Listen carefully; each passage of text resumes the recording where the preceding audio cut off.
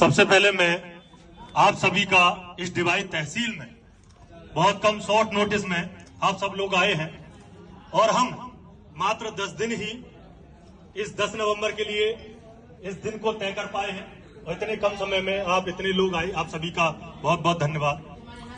आप सभी जानते हैं कि ये जो डिवाई तहसील है, इस डिवाई तहसील में लगभग अगर जनसंख्या के आंकड़ों की बात करें तो 2011 की जनगणना के अनुसार 4,33,000 लोग यहां पर रहते हैं।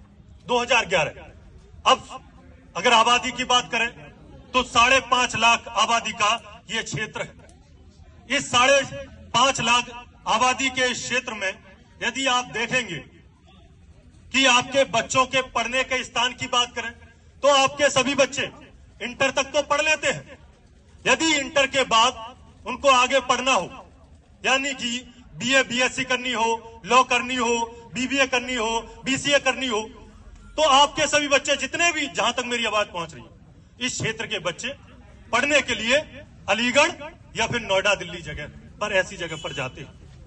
यदि इस क्षेत्र के साक्षरता की बात करें, इसी कारण यहां का साक्षरता दर 54% है, यानी कि आधे लोग अशिक्षित हैं और आधे लोग पढ़े हुए, मुश्किल से इंटर तक। और इंटर करने के बाद आप सभी के बच्चे काम करने के लिए नोएडा दिल्ली भी जाकर के छोटी छोटी फैक्ट्रियों में 10 से 12 घंटे तक काम करते हैं।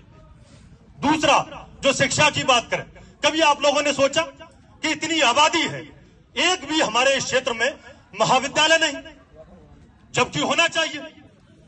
कभी आपने सोचा? दूसरा, अभी आप देखेंगे, अभी मुझे सुबह सुबह एक फोन आया दौलत नगर से कि भैया 2 लोग पति पत्नी जॉगिंग के लिए जा रहे थे, एक्सीडेंट हो गया और उनको लेकर के भी कहां भाग रहे? अलीगढ़। यानी कि 1947 में हमारा देश आजाद हुआ और आजाद होने के बाद तब से हमारे बुजुर्ग भी, फिर हमारे माता पिता भी और हमारे आज वर्तमान में युवा भी, कोई भी कैसी भी घटना हो जाए उनको लेकर के हम कहां भागते हैं? अलीगढ़ के पृथ्वीराज या मेडिकल। कभी हमने नहीं सोचा कि रास्ते में जो तड़पते हुए हमारे लोग जाते हैं उनको हम ढांढस बनाते हैं कि अलीगढ़ आने वाला है, अलीगढ़ आने वाला है, थोड़ा सा इंतजार और कर लो, और वो अलीगढ़ तक उनको तड़पते हुए हम लोग लेकर के जाते हैं। कई बार ऐसी घटनाएं होती है कि प्रेगनेंसी के समय भी जब यहां पर सुविधाएं नहीं मिल पाती तो उनको भी लेकर के हम अलीगढ़ जाते हैं और रास्ते में कई बार ऐसा होता है कि डिलीवरी हो जाती है और रास्ते में कई बार ऐसा भी हुआ है कि महिला दम तोड़ देती है रास्ते में जाते समय। मैं इसलिए क्यों बता रहा हूं ये सारी चीजें, जिससे आपको यह समझ में आ जाए कि जिला बनना क्यों जरूरी है, क्यों हम यहां पर डिवाई को जिला बनाने की मांग कर रहे हैं, क्योंकि आप लोग समझ सके कि हमारा ये जो डिवाई जिला है वो कितना उपयुक्त है। अब आप बात करें इस डिवाई तहसील के पीछे 100 सैया का अस्पताल, 100 सैया का अस्पताल, और उसने कोविड के समय पर उसमें 100 बेड थे। लेकिन उस 100 सैया के अस्पताल में जब हम लोगों ने 28 सितंबर को भगत सिंह की यात्रा के समय पर ज्ञापन दिया था और उस समय मात्र उसमें 4 से 6 लोगों का स्टाफ था। इसके बाद हम 2 दिन पहले और पहुंचे, उनसे जाकर के पूछा कि इसमें कितनी सुविधाएं बढ़ी। लगातार प्रयास करने के बाद उस 100 सैया के अस्पताल में अब कम से कम 18 से 20 स्टाफ है डॉक्टरों का, जिसमें 96 का स्टाफ होना चाहिए, 45 4th क्लास के कर्मचारी, 45 उसमें पैरामेडिकल स्टाफ, इसको मिलाकर के उसमें 96 लोगों का स्टाफ होना चाहिए। लेकिन इसमें धीरे धीरे करके सभी लोगों के प्रयास से स्टाफ बढ़ रहा है। उसमें ऑक्सीजन प्लांट है, लेकिन 2016 से वो बंद पड़ा है। यानी कि जिला स्तरीय हमारी सुविधाएं इस 100 सैया के अस्पताल में है, लेकिन 2016 के बाद में भी ना उसमें भी एक्सरा होता, ना ऑक्सीजन जो वेंटिलेटर की सुविधा है, ना सर्जरी के सामान है, और हम लोग यहां पर अपने मरीजों को, अपने माता पिताओं को समझाते हुए अलीगढ़ तक लेके जाते हैं। सोचिए, आज पहली बार मैं तो धन्यवाद देना चाहूंगा आवाम विकास मंच का भी, जो पिछले 4 साल से बाबूजी कल्याण सिंह के नाम से नगर बनाने के लिए लगातार कोशिश कर रहे हैं। हमारी मुलाकात पहली दफा हुई है, लेकिन वो भी हमारे काम से अभी अवगत नहीं। आप देखेंगे, आपको हमने जो पर्चा दिया है, उससे पहले गांव-गांव में 2022 से लेकर के प्रत्येक गांव में जाकर के नुक्कड़ सभाएं कर रहे हैं कि इस डिवाई को जिला बनाया जाए। जिला बनाया जाए इसलिए कर रहे हैं क्योंकि आप सभी जानते हैं, जो मैंने पहले बताया, कि अस्पताल की प्रत्येक व्यक्ति को जरूरत है, चाहे वो महिला हो, वृद्ध हो, किसान हो, मजदूर हो, सभी के लिए सबसे पहली प्राथमिक चीज होती है कि उसको स्वास्थ्य सुविधाएं मिले।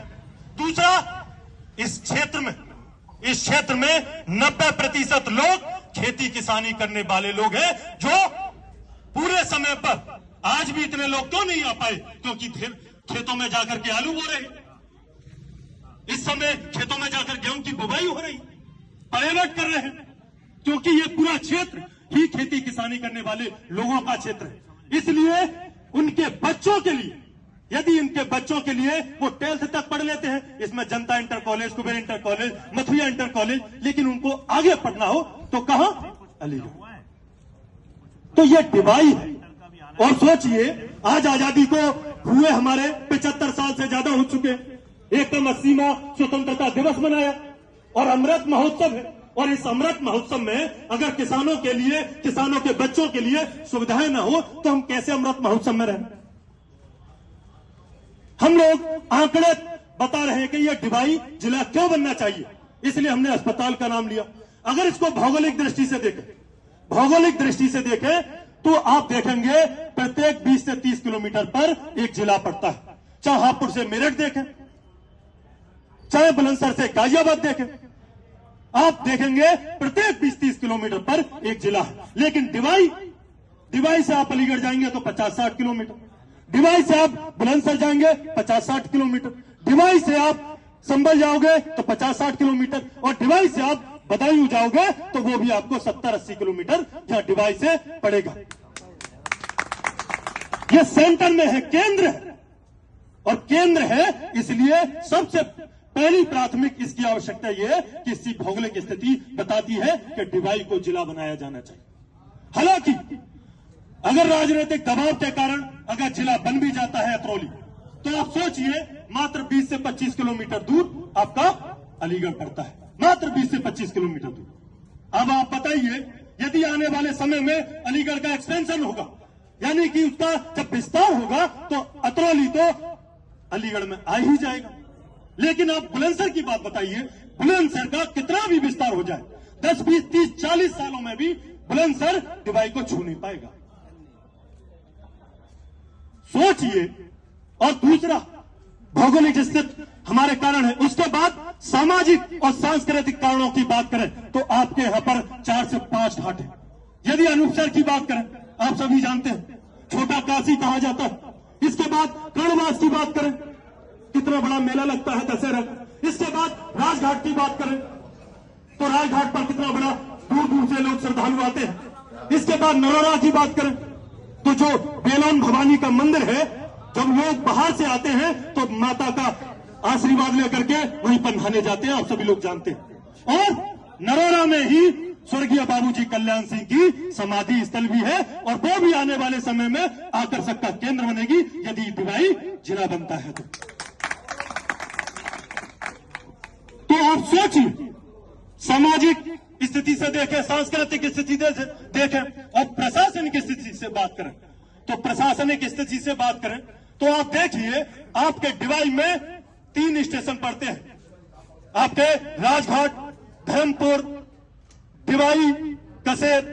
तो आपके लिए आवागमन के लिए आपको 3 स्टेशन पड़ते हैं। और मैं आपको और बता देता हूं, नरोरा से लेकर के राजघाट, राजघाट से कड़वास, कड़वास से झंगीराबाद, झंगीराबाद से शिकारपुर होते हुए बुलंदशहर, और बुलंदशहर से गाजियाबाद, गाजियाबाद से दिल्ली जाने का प्रस्ताव कई बार हो चुका है और कई बार सर्वे हो चुका है।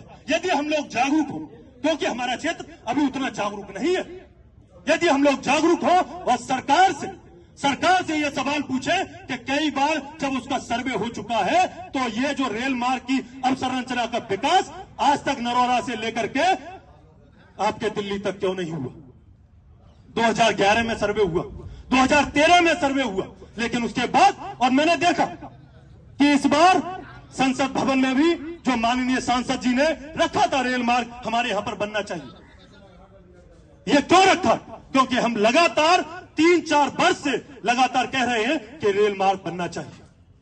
तब जाकर के अभी थोड़ी थोड़ी भी तो नेताओं के कानों पर जू नहीं रह रही। अब आप सोचिए, यहां पर जितने भी लोग यहां पर बैठे हैं, यहां पर जो आवाज उठा रहे हैं कि जिला बनना चाहिए, अब आप देखिए ये जिला बनने की जिम्मेदारी उन लोगों की बनती है जिनको हम चुनते हैं, जिनको हम वोट देते हैं।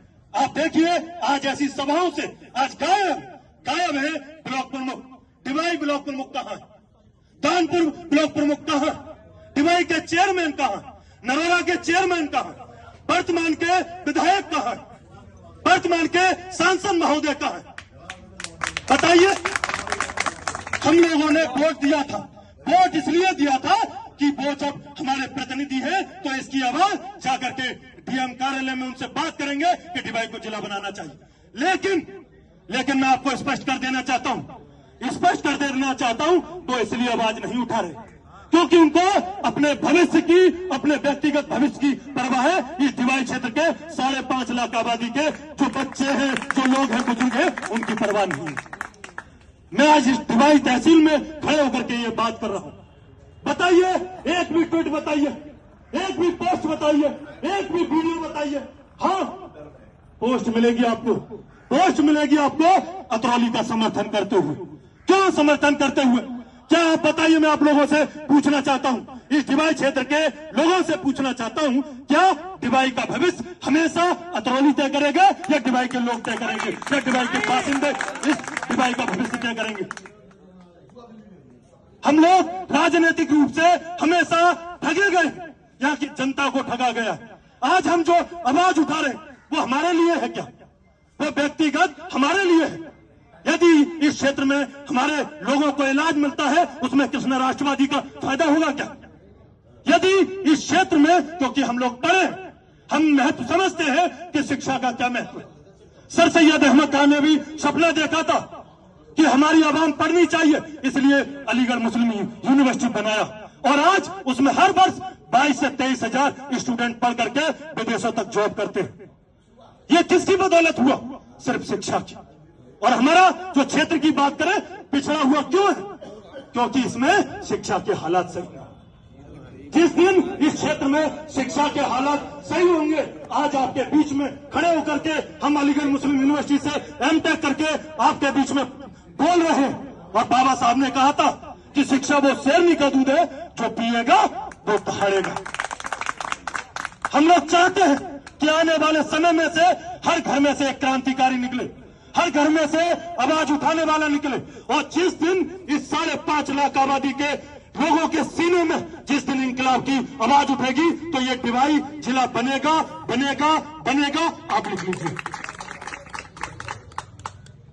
लेकिन अब आपको तय करना होगा कि इस आवाज को, इस अंगड़ाई को यहीं पर दबाना है।